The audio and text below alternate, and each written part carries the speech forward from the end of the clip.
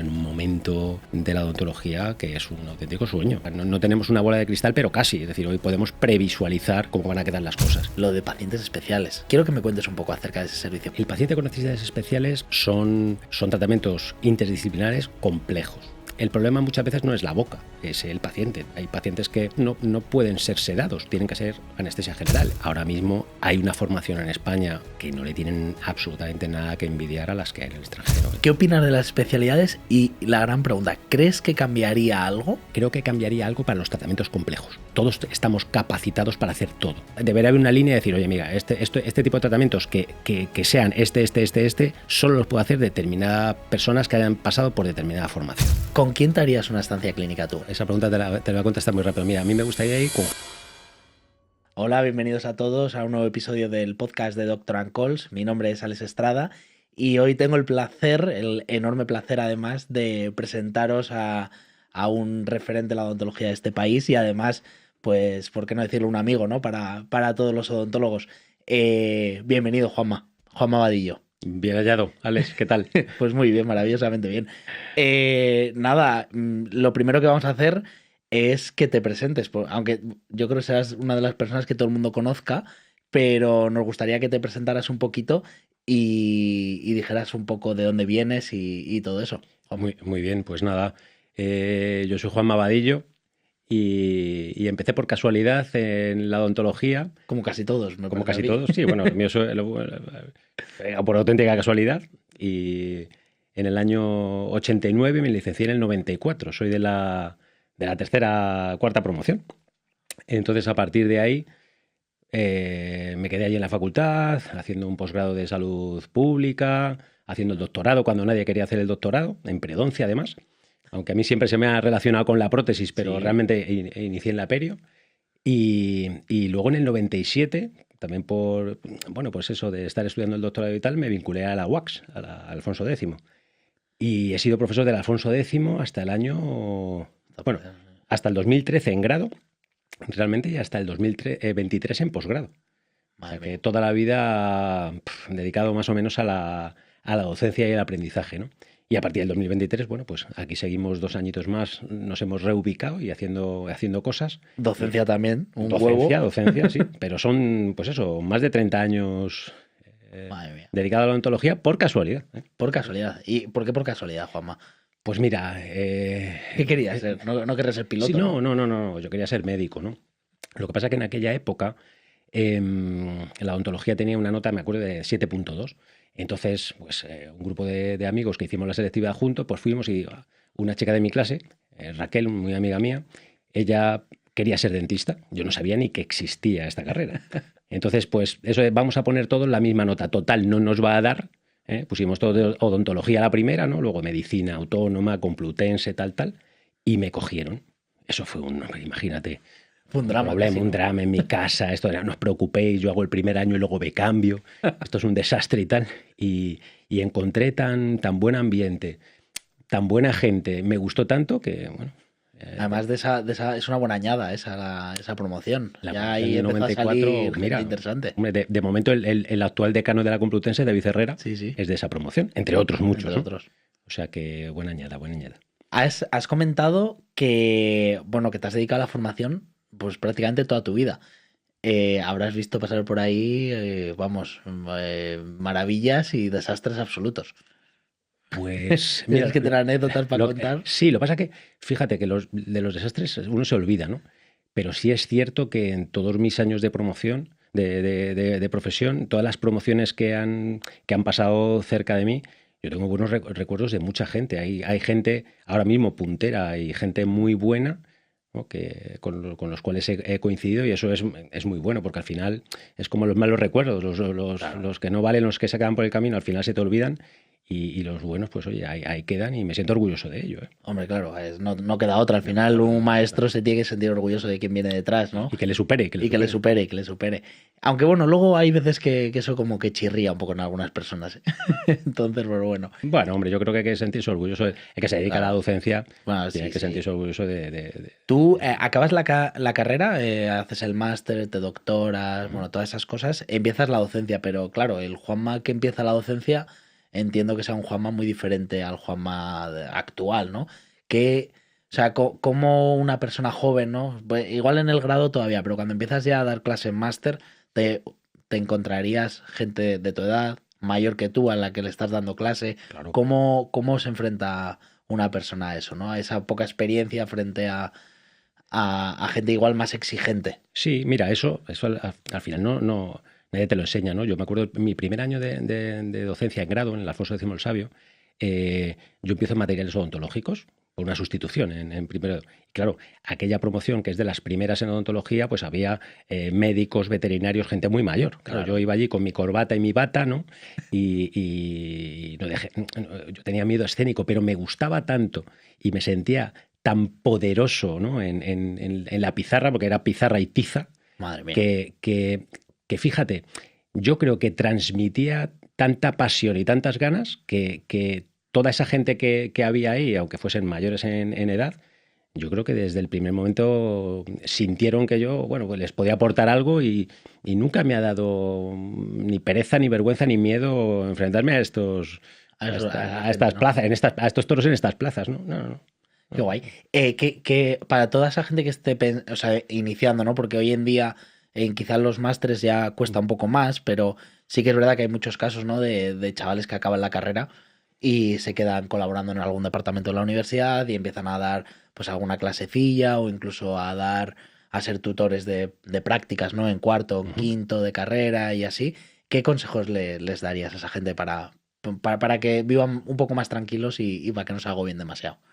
Hombre, yo creo que quien se queda dando clase práctica, teórica y demás es porque le gusta la docencia, ¿no? Al final es un tema de pasión. Entonces yo creo que lo primero es seguir ese instinto, ¿no? Seguir tu pasión, formarte. Hoy en día Claro. tenemos opciones para formarnos, bien sea de manera presencial o bien sea hasta online. Tenemos acceso a absolutamente toda la información por internet. Es que sigan su camino, que tarde o temprano llega una oportunidad para hacer cosas nuevas, pero que aprovechen porque esa pasión no la tiene mucha gente.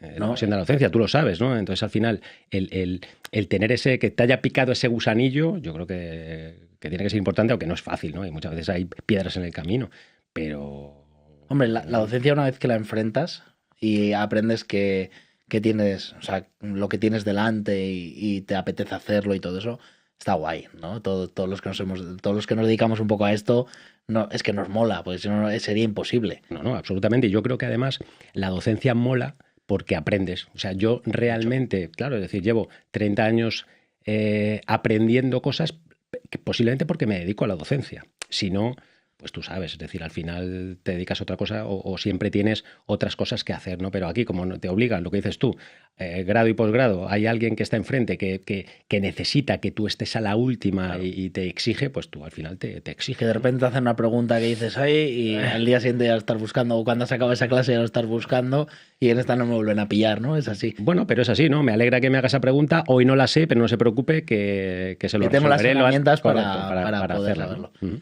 No, y es así, o sea, y tampoco hay que, o Nada, sea, no te pueden sacar los colores por eso, o no, sea, la persona que tienes enfrente no puede saber todo de todo, ¿no? imposible. Eso es así. No, no, es muy interesante. Y vale, hablamos de la docencia, pero también trabajas, entiendo, porque no hay Trabajo, docencia sin trabajo, ni trabajo sin docencia es como complicado, ¿no? Hoy correcto. en día, porque un dentista o un profesor, vamos a decir, que no se dedica a la clínica, normalmente chirría un poquito lo que enseña, ¿no? Porque enseña cosas que aparecen en los libros, pero que luego Claro, igual no practica, correcto. no se practica y no se ha dado cuenta de que eso no funciona, lo que está enseñando, y al revés, ¿no? Entonces, ¿cómo empiezas en el mundo laboral? Pues mira, yo soy de Leganés, es decir, yo, bueno, nací en Madrid, pero yo he vivido en Leganés hasta hace muy poquito y yo comencé en una consulta allí en Leganés con muy buenos profesionales. Estaba un buen ortodoncista, Javier de la Cruz, un buen dentista interdisciplinar, Pachi Manso, y luego conocí más gente y empecé a trabajar ahí.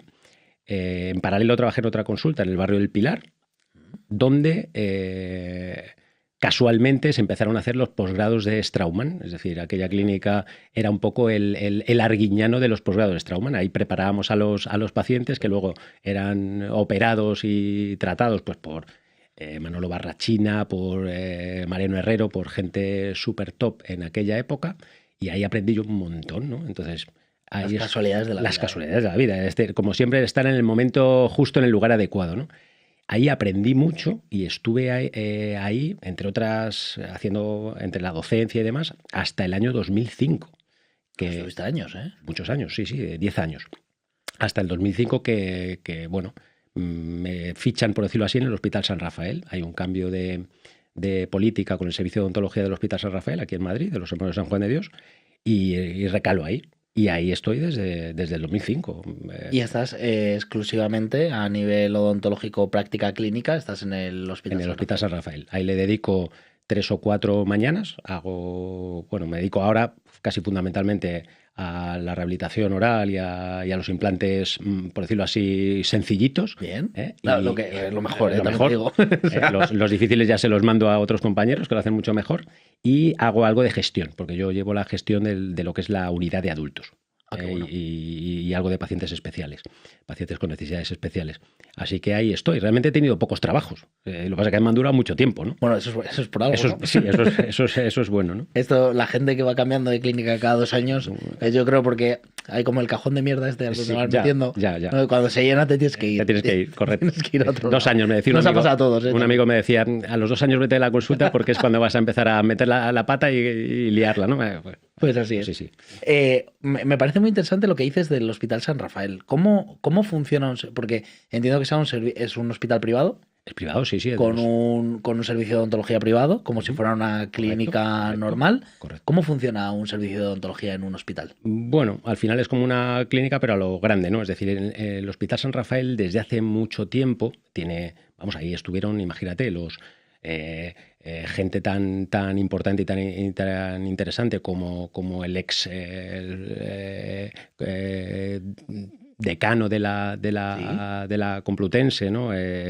Moreno, el doctor Juan Pedro Moreno, o su hermano, que se le conoce como el gran líder de los trasplantes en España, pero es dentista también, ¿no? Empezaron ahí, en un servicio de odontología que se dedicaba al tratamiento de pacientes pues, sin recursos y demás. Y ahí empezó hace unos años un posgrado de ortodoncia y de odontopediatría muy potentes en este país. De hecho, el Hospital San Rafael se le conoce prácticamente como el hospital de los niños, ¿no? Un hospital infantil, ¿no? Y a partir del 2005 se generaliza la atención a toda la familia y es como una clínica privada. Es decir, ahí los Hermanos de San Juan de Dios ponen en manos de unos cuantos compañeros la gestión administrativa y clínica, y somos 60 y tantas personas ahí entre alumnos y profesionales, y al final es absolutamente privado y el trabajo es... Y a nivel multidisciplinar, es un sitio donde sí que invertís mucho tiempo en hacer esas sesiones clínicas, o porque...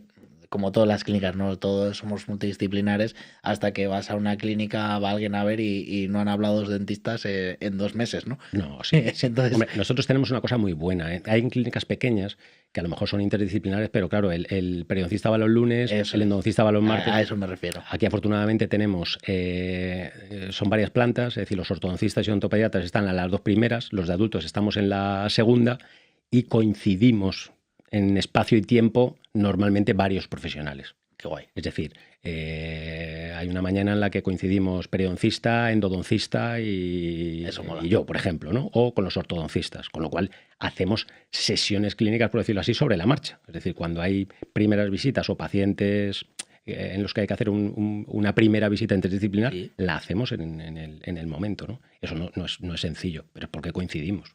Sí. No, pero igual yo ya me estaba imaginando un tipo, pues yo que sé, house ahí, todo, el ortodoncista, el perio, el endo, en una sala de todos los días de 9 a 10 de la mañana, viendo los casos complicados de la semana. Eso lo hacen los ortodoncistas, normalmente en los del máster y odontopediatras, Pero nosotros o sea, eso solamente lo hacemos si hay algún caso un poco complejo, jodido, ¿no? Es decir, donde a lo mejor nos juntamos y si le dedicamos un ratito, 15 o 20 minutos en poner, en hacer un plan de tratamiento común, ¿no? Pero normalmente lo hacemos sobre la marcha. Es decir, es muchísimo más dinámico. Sí, no, claro. No, hay que aprovechar el tiempo. Es aquí te pillo más o menos y aquí te pillo de quitamato, ¿no? Y, o sea, ya esto es curiosidad ya personal. ¿Qué hay que hacer para trabajar en un sitio de esos? O sea, ¿se echa currículums? Sí. ¿Se abren bolsas de trabajo cuando hace falta gente? Normalmente se hace con bolsas de trabajo. Aquí es lo normal. Es decir, hay alguien que dice, oye, pues me gustaría tal, pone un currículum, ahí hay un departamento de recursos humanos y cuando se abre un poco normalmente se funciona por bajas. Es decir, si hay una baja o hay un aumento de volumen de trabajo en periodoncia, pues se intenta buscar gente de periodoncia. Pero es como cualquier otro. Como cualquier otro sitio, ¿no? O sea, funciona exactamente igual. Has hablado de una cosa que me parece súper interesante porque además es algo que yo en la universidad donde trabajo también se ha planteado, se ha puesto encima de la mesa muchas veces y al final nunca se ha llevado a cabo, que es lo de pacientes especiales. Eso es algo... quiero que me cuentes un poco acerca de ese servicio, porque el problema que tenemos muchas veces es que no sabemos ni que existen los dentistas, ese tipo de centros donde hay pacientes que no se pueden tratar en otro sitio. Claro, el paciente con necesidades especiales es un paciente, como su nombre indica, con necesidades especiales, él y su familia. Claro. Es decir, son tratamientos interdisciplinares complejos. Que nosotros en el Hospital San Rafael, ¿cómo lo hacemos? Hay profesionales que han hecho esa formación, al final es un posgrado, sí. Gente que además está vinculada... ¿Se da allí mismo? O sea, allí mismo no, es el de la Complu, ¿no? Yo creo que se hace en varias universidades y demás y se hace... O sea, nosotros el personal que tenemos es personal que se ha formado en la Complutense, se ha formado afuera. Y tenemos una cosa muy buena y es que al ser un hospital hay quirófano. Es decir, hay quirófano, hay pediatras, hay otorrinos, hay anestesistas. Es decir, hay un equipo interdisciplinar más allá de la odontología que da un soporte bestial, porque hay pacientes con necesidades especiales que no solo con sedación consciente se les puede tratar, necesitan anestesia general. Sí, necesitan profunda, vamos. Claro, entonces el problema muchas veces no es la boca, es el paciente. Entonces, claro, hay pacientes que por sus características personales no pueden ser sedados, tienen que ser anestesia general. Hay muchos que no se les puede hacer anestesia general o hay riesgos. Sí, que no es fácil. No es fácil, todo eso tiene que ser evaluado, lógicamente, por profesionales que no somos nosotros, ¿no? Porque nosotros luego el tratamiento es, bueno... No deja de ser lo mismo. No deja de ser lo mismo, ¿no? Con ciertas cosillas, ¿no? Pero ahí lo importante es estar en un centro hospitalario. Yo cuando empezamos a hacer todo esto, que había profesionales, compañeros que hacían este tipo de pacientes en sus consultas, yo cuando empecé a hacer esto dije, esto no deja de ser claro, es una aventura. Y antes, no sé, yo creo que se hacían tratamientos y posiblemente se quedasen a medias, ¿no? Pero hoy hacer rehabilitaciones, colocar implantes, hacer seguimientos, hacer tratamientos complejos, necesitas una infraestructura muy interesante. Y no hay muchos centros, además, ¿no? Que hagan ese tipo de trabajo. No hay muchos centros. No. El problema es lo que dices tú, hay mucho desconocimiento. Nosotros... Aparte, sí, claro. Nosotros en España, por ejemplo, somos de los pocos centros que hacen rehabilitaciones implantoasistidas en pacientes con necesidades especiales. De hecho, por ejemplo, el Gregorio Marañón hace extracciones, hace tratamientos básicos a pacientes especiales y nos los manda para nosotros rehabilitarlos. Porque en Madrid debemos ser de los pocos que hacen tratamientos en adultos, en pacientes con necesidades especiales adultas. ¿Y es muy caro un tratamiento de esos para los pacientes? Es caro porque todo esto es privado. Y anestesista... Ya... Tú imagínate lo que es un quirófano, ya para hacer un procedimiento es caro. Imagínate si tienes que hacer, por poquitos quirófanos que tengas que hacer para hacer una rehabilitación, es decir, tú... Sí, claro, que para la toma de medidas le tienes que dormir. Claro, lo que pasa es que nosotros hemos conseguido, gracias a la odontología digital, reducir todos esos procedimientos. Claro. Tú antes necesitas hacer 8 citas para hacer una prótesis. Hoy puedes hacerlo en 3. O sea, ¿qué es lo que haces? Optimizas.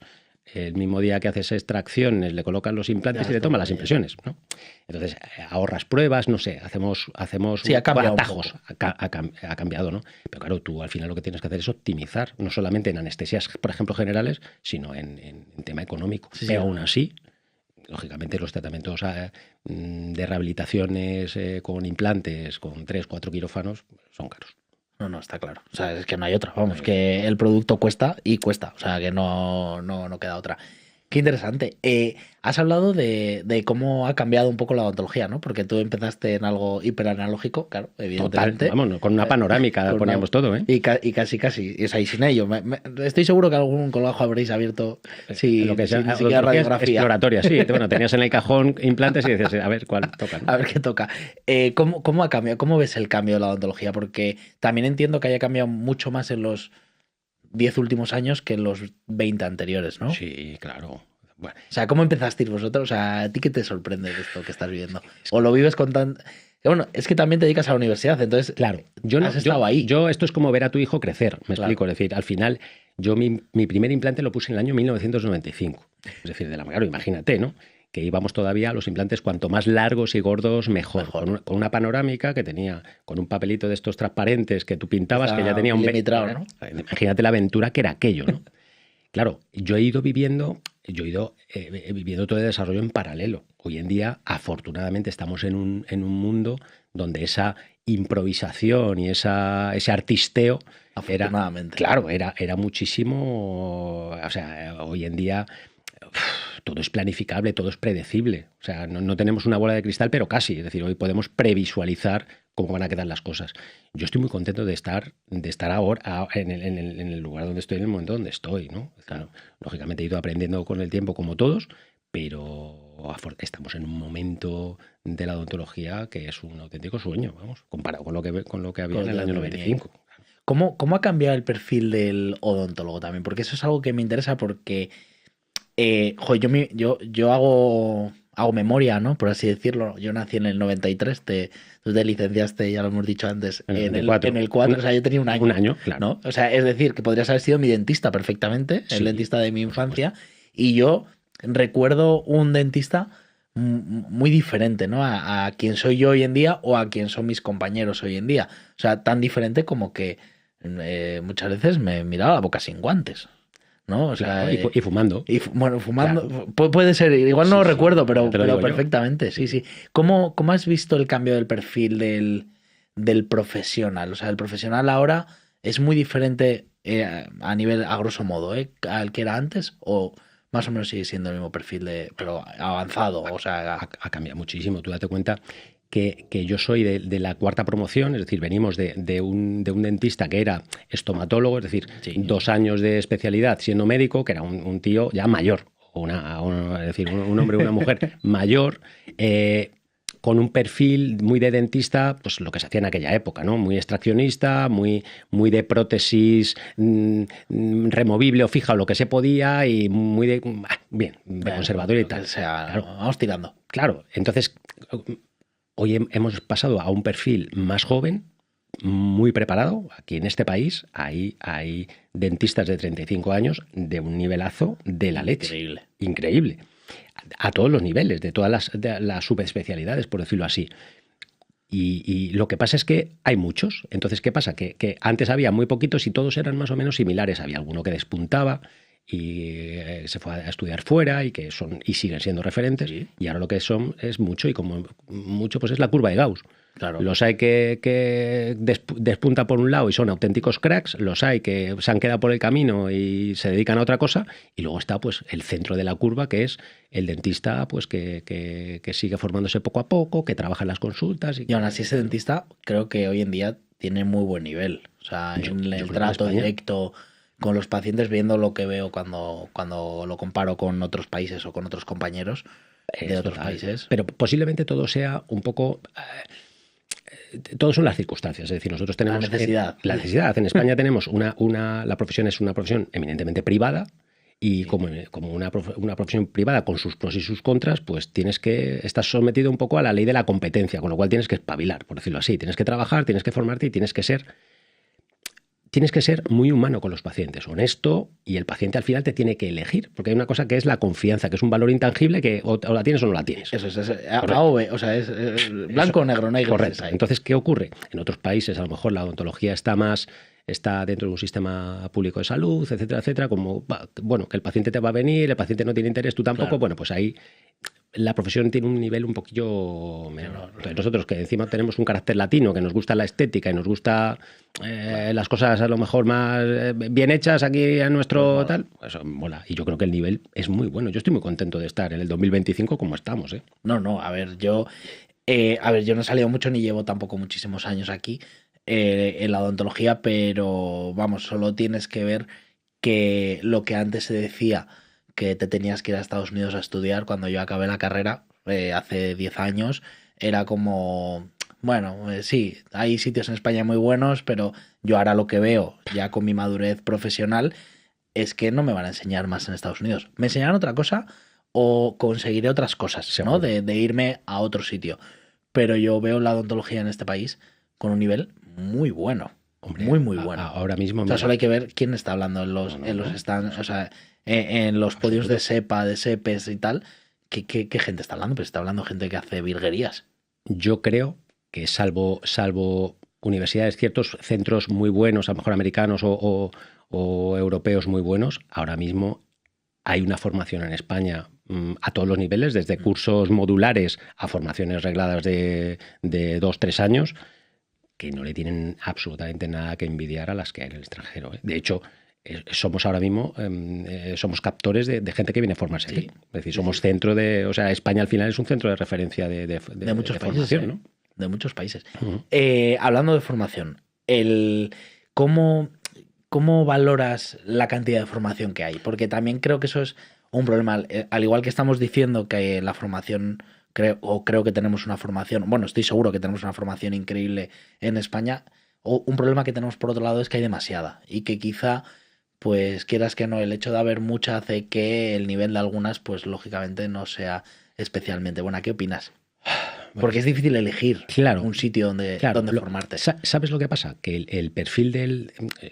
el futuro alumno que busca formación es muy heterogéneo. Hay gente que quiere formarse y dedicarse en exclusiva 3 años a hacer un posgrado, y hay gente que lo que quiere es irse una semana a un sitio y aprender. Hay gente que quiere simplemente una formación capacitante que le mejore ciertas habilidades, y hay gente que lo que quiere es aprender de pe a pa una filosofía. Claro, ¿qué ocurre? Como tú dices, como hay mucha gente que quiere aprender, pues hay mucha gente que se muestra para enseñar.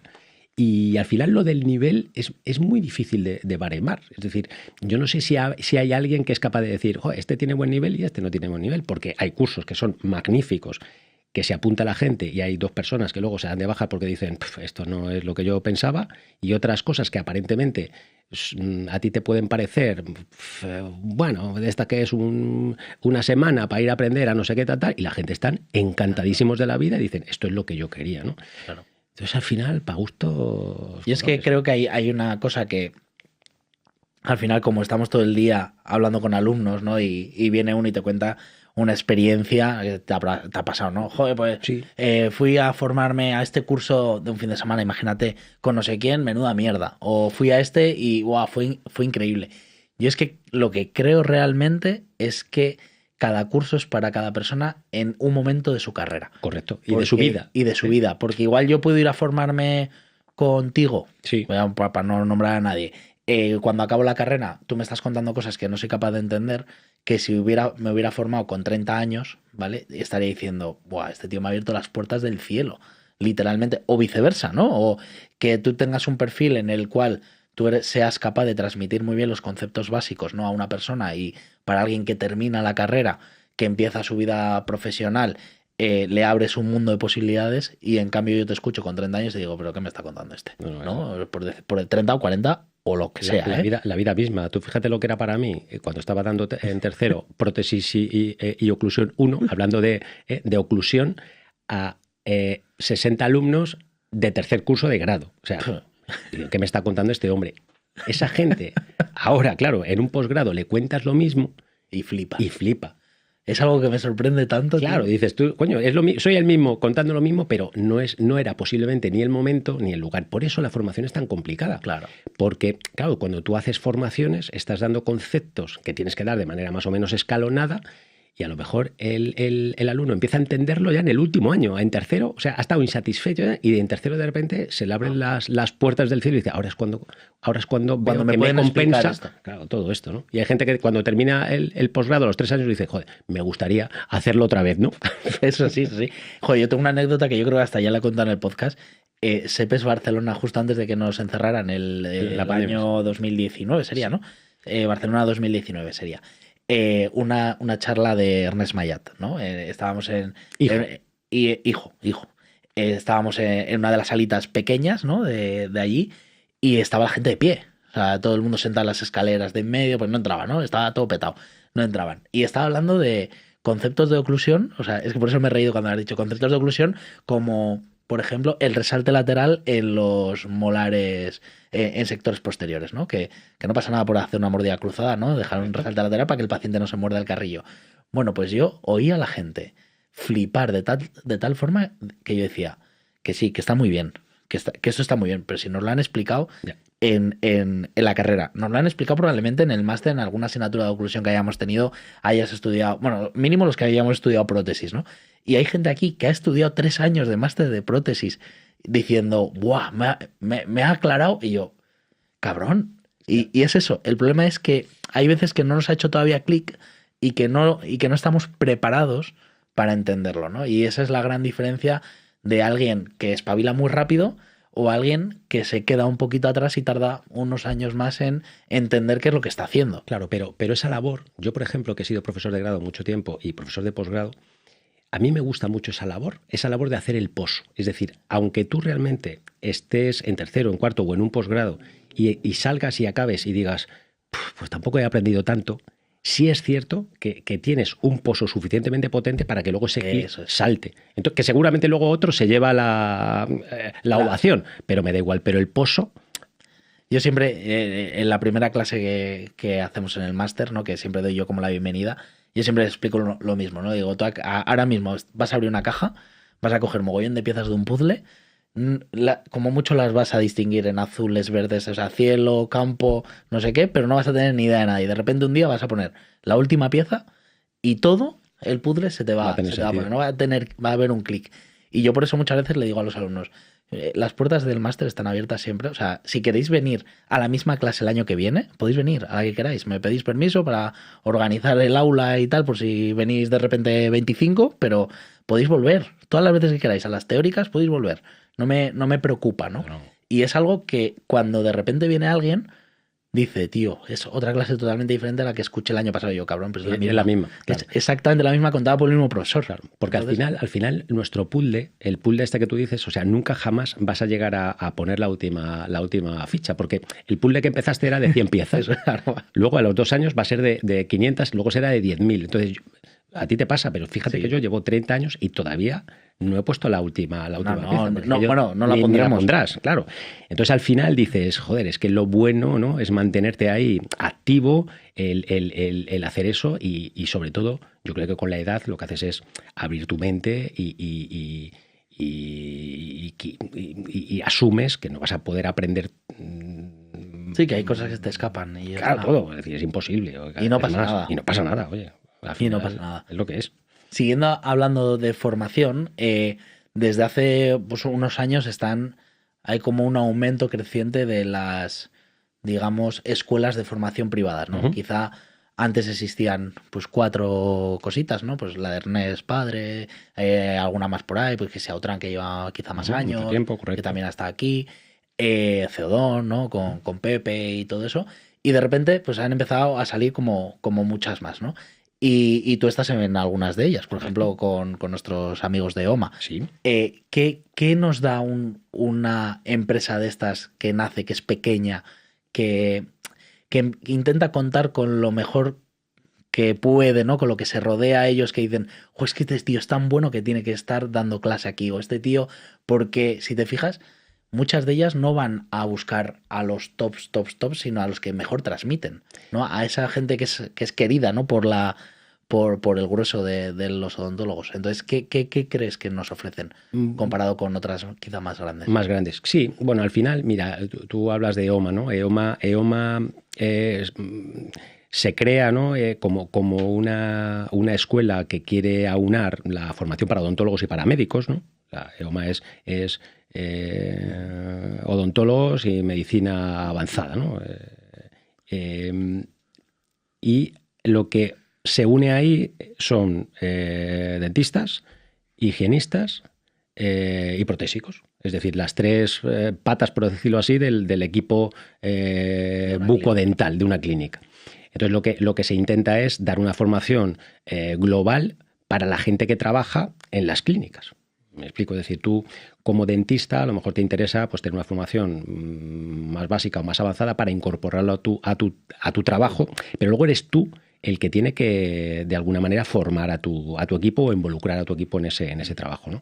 EOMA lo que intenta es dar opciones de trabajo de esa manera, es decir, que tú como dentista o como protésico o como higienista te puedas formar dentro de ese equipo interdisciplinar que es la clínica, sea pequeña o sea grande. Entonces, bueno, al final lo que intenta es aprovechar ese nicho de formación que puede existir para eso que te he dicho antes de la curva de Gauss, para ese centro de la curva de Gauss, para el dentista. Al final es el grueso de toda la población. Que será el 80%, y se tienen que seguir formando. Se tiene que seguir formando. Entonces, al final es para el dentista que quiere actualizarse, que quiere incorporar pues la odontología digital a su consulta o nuevas tecnologías, nuevas técnicas de mucogingival o de materiales, ¿no? Muy enfocado a la práctica. Muy enfocado a la práctica. Es decir, el poder entender que lo que tú mandas a un laboratorio, ¿no? Que es como la fase, o sea, es como cuando tú eras pequeño, echabas la ropa sucia a la caja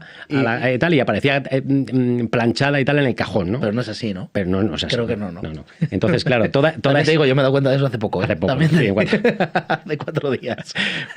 Pues esa fase teóricamente oscura que es responsabilidad del dentista, tú eres responsable del material, del diseño, de todo eso, pues hay gente que ahora quiere aprenderlo. Bueno, pues se puede aprender de una manera muy, muy, muy útil, muy práctica. Es decir, tú puedes tomar una impresión digital, ver cómo se hace la pieza en el laboratorio y colocarla en tu paciente, o puedes ver cómo se monta un campo quirúrgico, cómo se procesa el material o hacer un diseño. Interesante. Súper. Es que quizá en esta profesión tenemos un problema, lo hablaba con David, con mi jefe.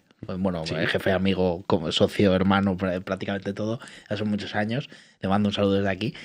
Hablaba de la especialización de las higienistas o de los higienistas, porque claro, el problema es que nosotros nos hemos ido hiperespecializando mucho, que ahora hablaremos de eso, pero nuestra higienista le estamos exigiendo lo mismo en todos los campos. Entonces, ¿qué ocurre? Que muchas veces nos es insuficiente a los que vamos igual un día, 2 días a una consulta a hacer pues prótesis, ¿no? Joder, ¿cuánto tiene que saber un higienista de prostodoncia para poder asistirme a mí y que mi trabajo sea súper eficaz? Tanto como yo, o sea, sinceramente, o sea, tanto o más que yo. O para cirugía, mira. O para cirugía. Esto es un melón muy interesante. Y yo hace poquito he escrito en Gaceta Dental un artículo, porque es un tema complejo. ¿Por qué? Aquí estamos en una ley del 86, en un Real Decreto del 94 que regula las funciones de dentistas, técnicos de laboratorio e higienistas. Es decir, en prótesis dental lo único que puede hacer un higienista es poner y quitar hilo retractor. Justo lo que yo no le Justo lo que no haces nunca. Vale, bien. Es decir, pero estamos hablando de que ahora mismo, legalmente hablando, una higienista no puede tomar unas impresiones, ni analógicas ni digitales. Eso hoy, en el año 2025, es lamentable. Es lamentable. Es decir, ¿qué ocurre? Que no nos toca a los dentistas. Algún legislador, de alguna manera, tiene que cambiar eso. ¿Qué ocurre? Que a ver quién le pone el cascabel al gato, porque ya estamos... es que si cambian la ley y tal, mañana están las higienistas poniéndose una consulta y hacen... O sea, esto es como la ley de las especialidades. Bueno, yo creo que hay que actualizar. Claro, hay que actualizar. Ahora mismo hay cursos para higienistas, los colegios de higienistas, es decir, que hacen cursos muy buenos, muy potentes. ¿Qué ocurre?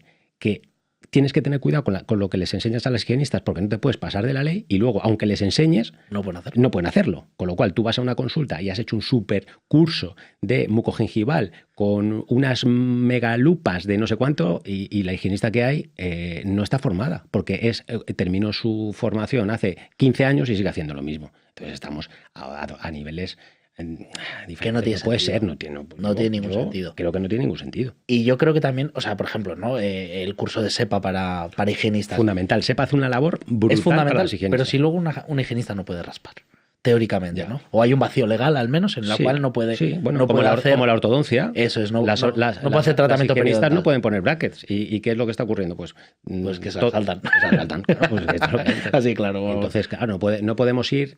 Bueno, ¿cuántas veces ha tomado un alginato un higienista, ¿no? Un antagonista, o incluso yo conozco mucha gente de impresiones definitivas para muchas cosas. Entonces, ¿qué ocurre? Pues ahí.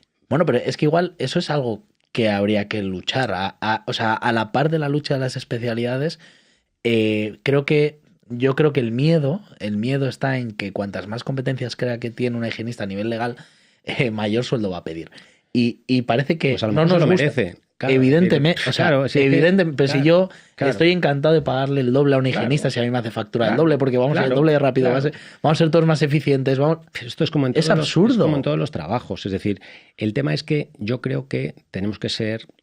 no somos...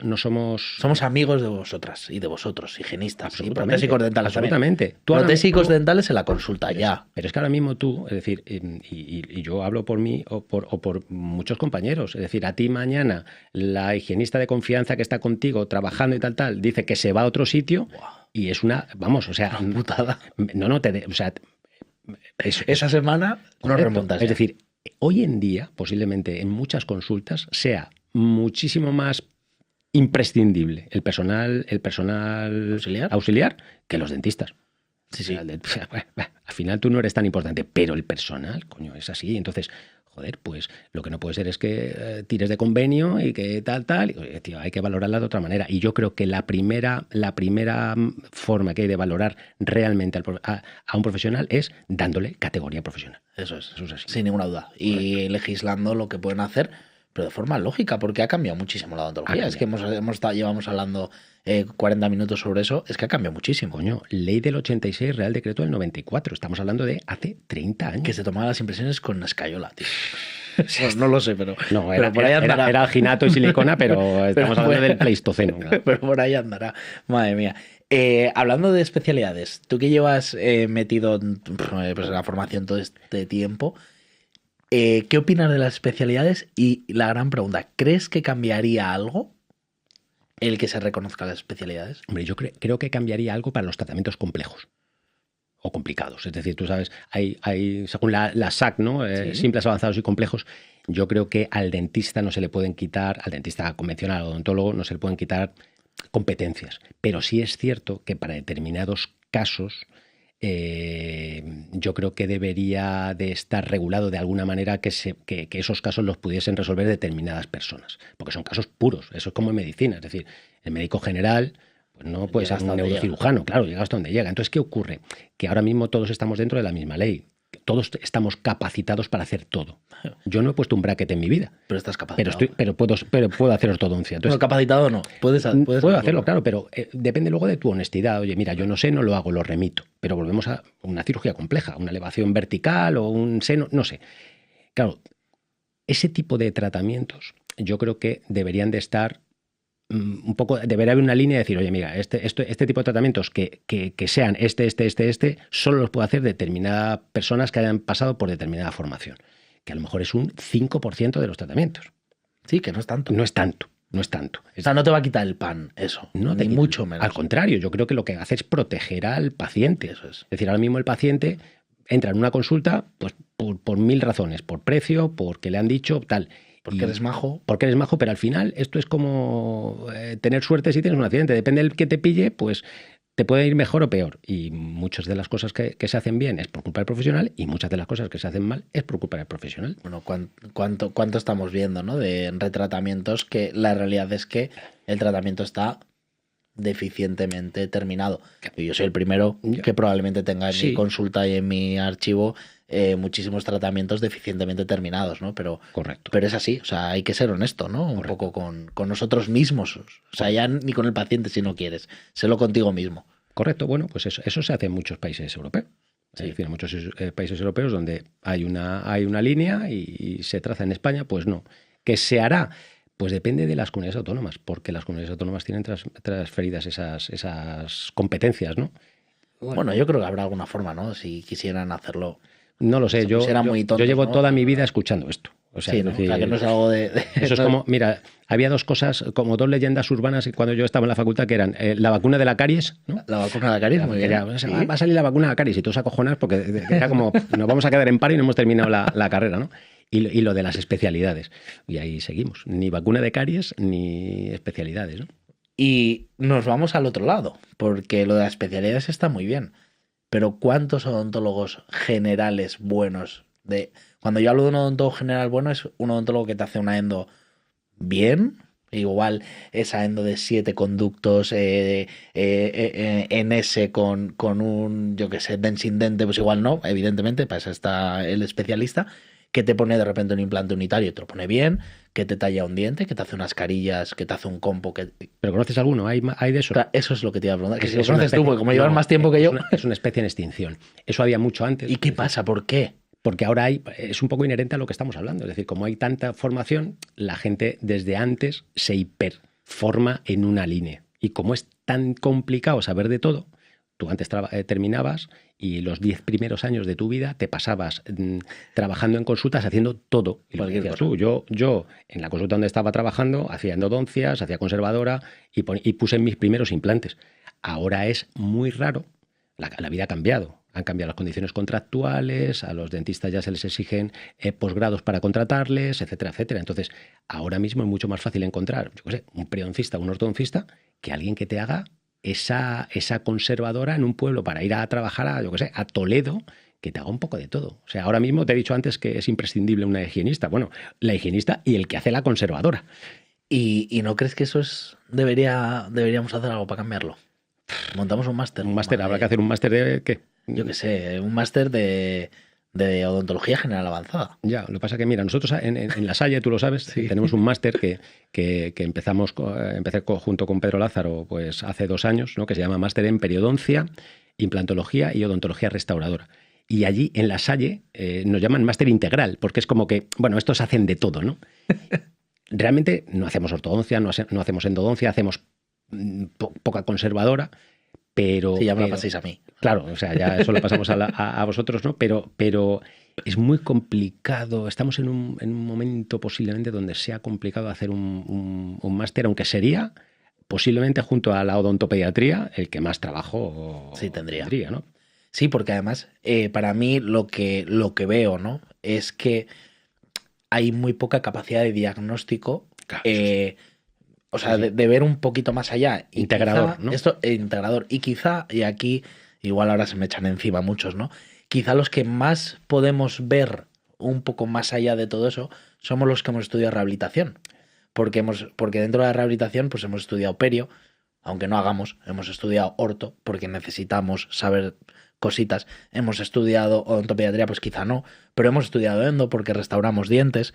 Hemos estudiado todas esas cosas y quizás seamos como ese maestro de orquesta, ¿no? El Leonardo da Vinci, ¿no? Que puede tener una visión más global de todo lo que está pasando, pero es triste que haya profesionales tremendamente buenos, putos fieras, literalmente, haciendo cirugía y que no sean capaces de decir, jo, este diente le tiene... Igual yo no lo hago, perfecto, lo mismo que yo no hago una regeneración vertical, pero se puede salvar, vamos a decírselo al paciente, ¿no? Y, ya, joder... Es que eso es una filosofía, claro, pero es un tema de filosofía, es decir... Pero ¿no crees que es falta de conocimiento? O sea, no de conocimiento, sino falta de criterio diagnóstico. Sí, posiblemente. Mira, nosotros no podemos olvidar que somos dentistas. Es decir, al final somos profesionales de la salud. Eso es. Mira, Lang, Niklaus Lang, que es uno de los padres posiblemente de la periodoncia, él tiene un artículo hace poco de cambio de paradigma. Es decir, tenemos que intentar salvar dientes. Nosotros hemos aprendido y nos hemos formado en salvar dientes, no en salvar implantes, por ejemplo, ¿no? Es decir, tenemos que ser cuidadosos con los dientes. Cuanto más tiempo conserves un diente, mucho mejor. ¿Qué ocurre? Que se han mezclado pues, criterios mercantilistas, es mucho más entretenida la cirugía a lo mejor que la conservadora, da mucho más beneficio económico. Entonces esa labor que tú dices que es muy, muy fácil y todos la defendemos, ¿no? La cirugía protéticamente guiada y definida y tal. Protege. Pues claro, al final la realidad es que tú eres el último que lo ves. Es decir, todo eso que tú querrías, que es meterte en el diagnóstico, en la toma de decisiones, al final es lo contrario. Tú recibes ya los implantes colocados en un paciente que no, el cirujano que dices tú, pues a lo mejor no sabe o no interpreta la prótesis y te toca un poco al contrario, solucionar lo que ya hay creado, ¿no? Entonces, claro, es decir, eso es muy difícil. Tendríamos que volver a resetear y volver a principio, ¿no? Yo tuve una pelea cuando me vine a vivir a Madrid, que en Sanitas, esto es otra anécdota, ¿no? Con la directora que había en aquella época, que la aprecio mucho, porque me mandaba los casos que no quería rehabilitar la gente, ¿no? Y uno de ellos, ya yo un poco hasta las narices, le dije, pero es que esto no se puede. Me dijo, pero tú no eras el prostodoncista ese. Y yo, sí, sí, sí, no no estamos hablando el mismo idioma, pero mira esto, por favor. Es que los implantes eran pues unos Essential de 1,5 con el cuello pulido entero, ¿no? Expuesto, el milímetro y medio, y era una PF1. Claro. Pues, ¿qué haces? Bueno, pues es que ni siquiera es un implante indicado quizá en un central con poco tejido blando, ¿no? Pero creen que tú tienes la varita mágica. Claro, ¿no? Pues como eres el prostodoncista, ¿no? Y le has puesto un nombre súper chulo a esto, pues así vamos. Bueno, de ahí te haces el muerto y listo. No, está claro, no, lo dejé. Dije, bueno, pues mira, yo qué sé, tío, tampoco podemos ir así, que yo soy muy joven para morirme de un infarto, así que vamos a otro lado. Bueno, ya queda poco tiempo. 7 minutos nos quedan ya para cumplir la hora. Vamos a entrar en la fase final. En la fase final siempre me gusta hacer como una especie de que les venga bien a los que están oyendo esto, ¿no? Entonces, dicho esto, te has dedicado a los jóvenes, ¿no? Por eso estás tan joven, ¿no? Puede ser. Claro, te has dedicado a los jóvenes tanto tiempo. Me gustaría que nos dieras, ¿no? Porque yo también me considero quizá en esa franja de edad en la que necesito cierta motivación en algunos momentos o necesito pues saber un poco por dónde vamos, porque al final los mentores en nuestra vida profesional son súper importantes, ¿no? El que venga alguien y nos diga, oye, tío, ¿qué hago ahora, no? O sea, no, pues vete por aquí, ¿no? O qué es lo que quieres, ¿no? ¿Qué consejos nos darías a alguien, vamos a decir, a alguien que acaba de acabar la carrera? Dime 3 cosas que tenemos que tienes que pensar ahora. Ahora tienes que pensar en esto, esto y esto para poder ir hacia adelante. Hombre, si me dices de alguien que acaba ahora mismo la carrera, le diría, tienes que seguir formándote, no queda otra. Es decir, queramos o no queramos en el grado, lo que dices tú, la formación es muy básica y hay que seguir aprendiendo. Entonces, yo le diría que sea valiente, bien, que sea generoso y que sea honesto. Si eres valiente, generoso y honesto, siempre con un poquito de tiempo conseguirás, coño, si te metiste en esto y has pasado y ya eres un graduado, tienes el resto de tu vida para disfrutarlo, ¿no? Entonces, valentía, porque tienes que ser muy valiente en esta profesión y en la vida en general, generosidad, porque si quieres que te den, tú tienes que dar, y honestidad, porque al final todo lo que tú hagas va a ser para tus pacientes. Entonces, tú tienes que tratar al paciente como quieres que te traten a ti, ¿no? Cómo me alegra que me digas eso. O sea, para mí la palabra o el adjetivo honestidad es, sustantivo honestidad es como lo que debería estar rondando en la cabeza todo el rato de todo el mundo en esta profesión, porque es como los mecánicos, ¿no? Yo siempre digo, es que un dentista es como un mecánico. Piensas que siempre te está engañando. O sea, las lleva al coche con una avería y de repente a las 2 semanas te salta otro piloto y dice, algo me ha tocado para que se lo vuelva a llevar, ¿no? Pero por eso está muy bien cuando el paciente te dice lo que tú quieras, lo que tú me digas, yo lo hago. O sea, esa confianza es al final porque tú transmites, claro, honestidad y no hay mucho más. Eso es. Y el paciente lo ve, ¿eh? O sea, es algo así. Tendríamos también, o sea, echo de menos una formación de cómo comunicarnos con el paciente. Sí, eso es importante. Porque al final.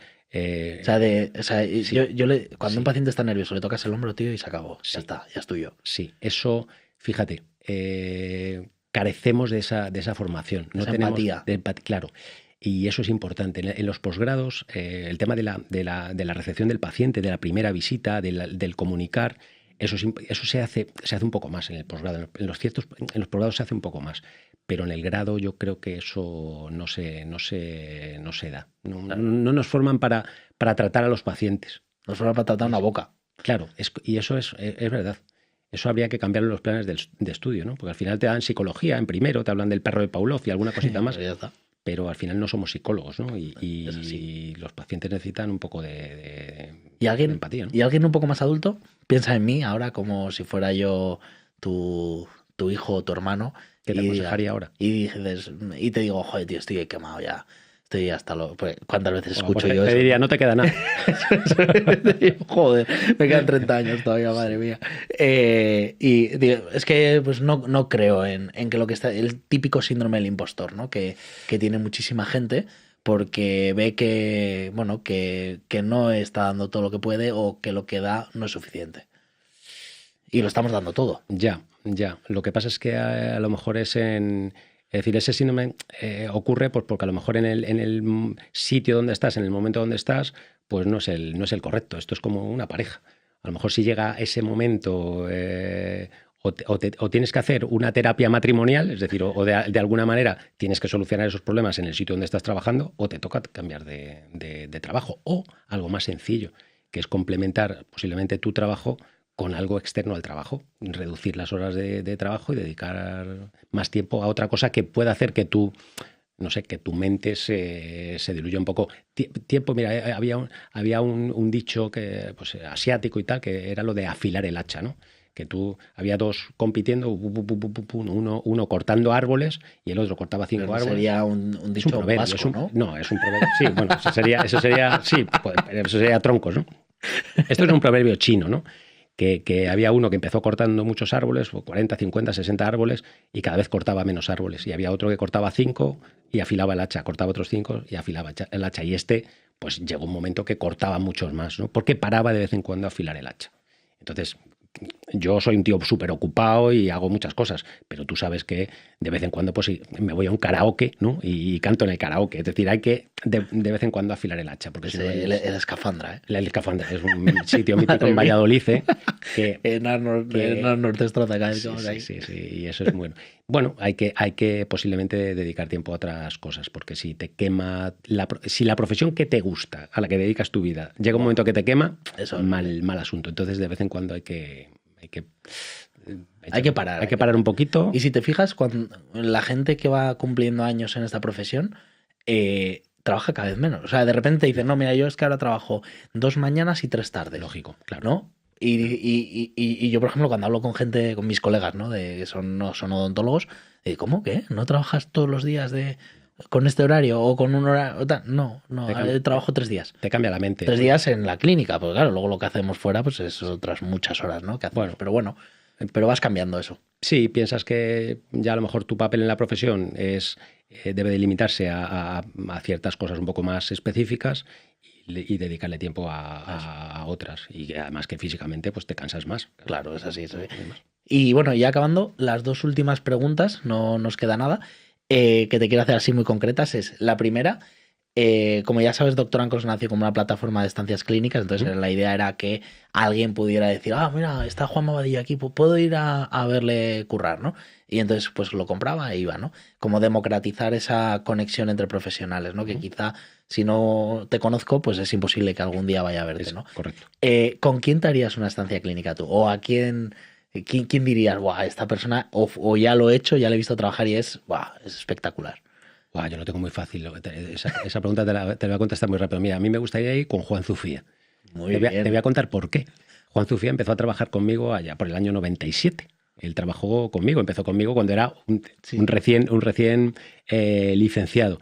Y pasamos muy buenos momentos personales y profesionales juntos. Entonces me encanta. Además que es majísimo, digo. Es que Juan es... Posiblemente. Él dice que posiblemente sea el mejor dentista, no sé si de España o de Europa, pero vamos, ahí está. Entonces, ¿Lo dice él? Lo dice él. Bien. Y me gusta. yo además creo que puede ser, ¿eh? Sí, yo opino lo mismo. Por eso me gustaría ahora, para cerrar ese círculo, me gustaría irme con él una semana a su consulta, a verle trabajar. ¿Por qué? Porque... Oye, vámonos los dos, ¿no? ¿O qué? Hablamos con él.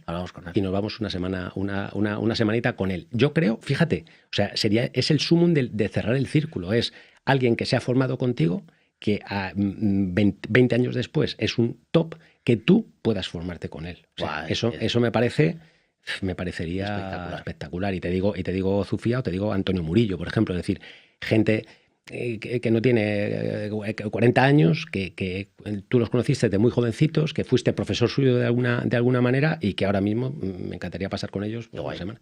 Que si no lo hago es porque no quiero tampoco, porque no tengo tiempo. Podrías, pero lo podría, podrías. Sí, sé que Juan nos abriría las puertas de su clínica sin ninguna duda. Lo haría. Y la última pregunta es, ¿a quién te gustaría ver en tu lugar? Ahí entrevistando, que le entrevistemos. ¿De quién crees que podríamos sacar algo que pueda parecer que fuera interesante? Pero dentista, dices. Dentista, sí, o relacionado con el mundo dental. Hombre, no me digas, ¿quién fue? Pato, el de Galimplan. Jesús Pato me dijo, ¿fue Jesús? Ya no me acuerdo si fue Jesús. Me dijo que Carlos Sainz. Y yo, bueno, claro. No te jodes. Sí, hombre, yo te diría apenas reverte, pero es complicado. Sí, por eso te decía, ¿no? Hombre, del mundo de la odontología, fíjate, te podría decir un montón de gente. Lo que pasa es que para mí, que ya no se dedica a la odontología porque está jubilado, ¿no? Pero para mí uno de los referentes en la profesión, mi padrino y mentor ha sido el profesor Antonio Bascones. Es decir, pero porque ahora ya no se dedica a la odontología, ahora es escritor, escribe libros, hace filosofía, o sea, él lo ve desde otro. Y él fue no solamente el que me ayudó, me apoyó, me hizo hacer el doctorado, sino porque me vinculó al mundo de Dentistas Sin Fronteras, o sea, a lo que es también la opción solidaria de la colaboración en Centroamérica, ¿no? Entonces me parece un tío que podría, en un ámbito como este, contar mil y una anécdotas a nivel personal y profesional. Oye, pues ya te voy a pedir su contacto. Pues no te preocupes que te lo doy. Y seguro que está encantado de venir. Qué maravilla. Bueno, Juanma, pues ya hemos cumplido una hora. Nos va a echar Adri, así que tenemos que ir acabando. Y nada, a todos los que habéis llegado hasta ahora, agradeceros el tiempo de escucha y nos vemos en el próximo episodio. Un saludo.